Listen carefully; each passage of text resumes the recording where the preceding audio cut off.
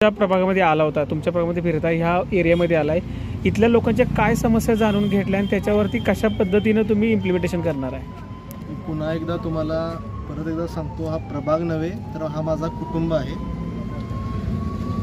पहिल्यांदा. आणि दुसरी गोष्ट, सर्वांना नमस्कार, सर्व ज्येष्ठांना माझा नमस्कार.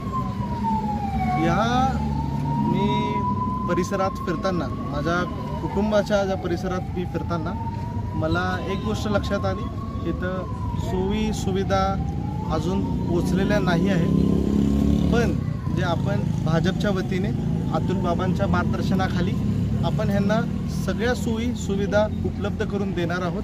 जसं की इथं पक्के घरं जे पुनर्वसन त्यांचं करायचं आहे, आपल्याला ते आपल्याला ताकदीने करायचं आहे. आणि हाच माझा सगळ्यात पहिला इथं मी करणारं काम आहे.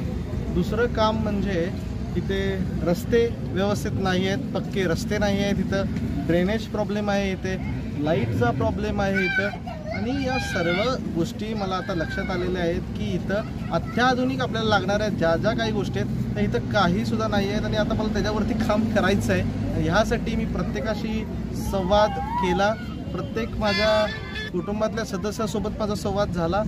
त्यात मला समजून आलं आणि त्यातनं मला एक विश्वास मिळाला, एक नवीन ऊर्जा मिळाली की मी त्यांच्यासाठी अजून चांगल्यारीत्या काम करेन. बस ह्याच्या पलीकडे मी अजून काय सांगायचं.